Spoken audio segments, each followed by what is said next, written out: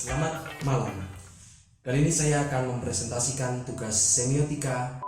Dari presentasi ini saya akan menjelaskan tentang tanda-tanda gestur tubuh untuk menjelaskan sesuatu. Dan di sini saya akan menerangkan tentang makna konotasi dan denotasinya. Yang pertama saya akan menjelaskan tentang tanda V. Dengan makna denotasi di sini ada dua jari tengah dan jari telunjuk dinaikkan seperti ini dan direnggangkan. Untuk makna konotasinya, gestur jari yang mirip huruf V di zaman sekarang dikenal punya arti peace atau damai. Tapi awalnya tanda V ini bukan untuk menandakan perdamaian. Ketika Perang Dunia Kedua, seorang politisi asal Belgia mengajak orang-orang untuk menggunakan simbol V sebagai perlambang victory atau kemenangan. Kemudian yang kedua ada hang loose.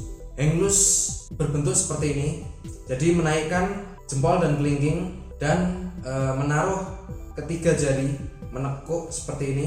Untuk makna konotasinya, gestur yang sedang populer di zaman sekarang ini memiliki beberapa teori soal asal muasalnya. Tapi yang jelas gestur ini berasal dari satu tempat di Hawaii. Ada yang bilang gestur ini berawal dari seseorang asal Hawaii, Hamana Kalili, yang kehilangan jarinya dalam kecelakaan di pabrik gula tempatnya bekerja. Namun ada juga yang berkata bahwa gestur ini pertama kali digunakan imigran dari Spanyol untuk menunjukkan simbol persahabatan dengan mengajak minum penduduk asli Hawaii.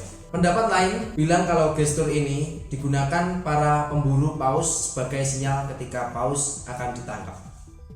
Kemudian yang ketiga adalah bersalaman atau berjabat tangan. Dengan dua orang saling berjabat tangan kemudian menggoyangkan ke atas ke bawah, itu makna denotasinya. Kemudian makna konotasinya, gestur bersalaman pertama kali digunakan ketika zaman Yunani kuno. Bersalaman dilakukan pada zaman dulu untuk memastikan bahwa ada dua orang yang bertemu dipastikan tidak membawa senjata. Ketika dua tangan bersentuhan, itu bisa dijadikan bukti bahwa tangan dari kedua belah pihak tak menggenggam barang apapun. Menggoyangkan tangan juga berguna untuk memastikan tidak ada senjata di lengan baju kedua orang yang bersalaman. Yang keempat yaitu fist bump.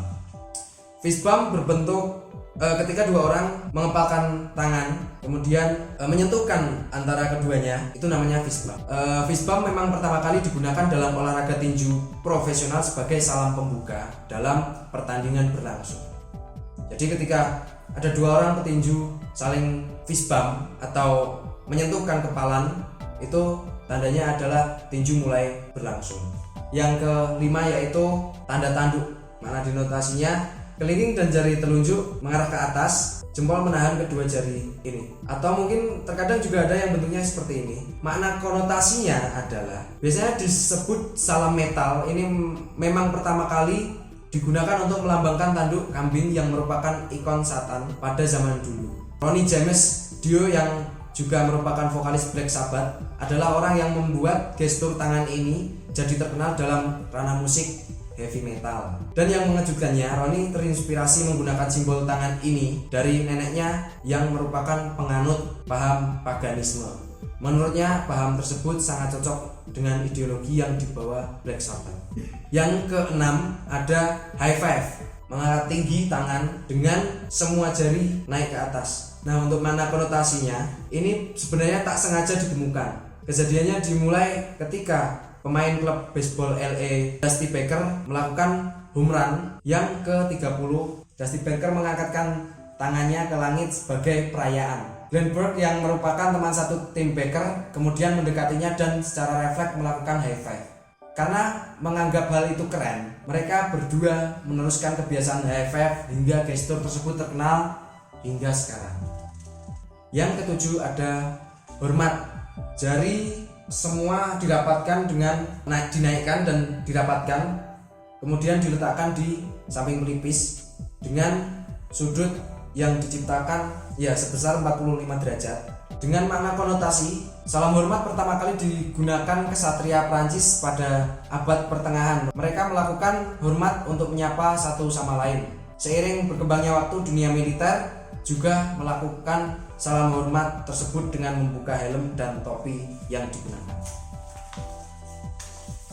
Kemudian ada jempol. Jempol naik ke atas dengan memasukkan keempat jari ke dalam, bermakna konotasi pada zaman Romawi kuno. Aksi gladiator masih menjadi hiburan utama masyarakat ketika para gladiator beradu dan salah satunya tumbang. Gladiator yang menang akan memandang ke arah penonton. Apabila penonton mengajukan jari jempol ke arah atas, maka tandanya gladiator yang kalah akan diampuni nyawanya. Dan sebaliknya, jika jempol diacungkan ke arah bawah, maka gladiator yang kalah harus dibunuh. Sekarang masih sering digunakan untuk mengatakan kata oke, yes, ataupun bagus. Yang terakhir, yang nomor 9, yaitu menyilangkan jari seperti ini.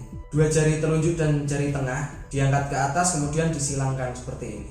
Makna konotasinya dianggap bisa mengundang roh baik yang akan membuat kita beruntung dan juga menjauhkan roh jahat. Tapi beberapa budaya juga menganggap bahwa menyilangkan jari ini adalah sesuatu yang dianggap akan mengingkari janji. Ketika seorang akan berjanji, itu pasti akan membuka jari seperti ini atau bisa disebut swear, termasuk tanda bahwa dia bersungguh-sungguh tidak akan mengingkari janjinya. Kemudian ada beberapa orang juga akan menyilangkan namun tidak terlihat, akan disembunyikan di belakang punggung. Namun bentuknya seperti ini, dia berjanji, dia akan mengingkari. Oke, terima kasih. Presentasi saya malam ini cukup sekian. Mohon maaf bila ada salah-salah kata. Selamat malam.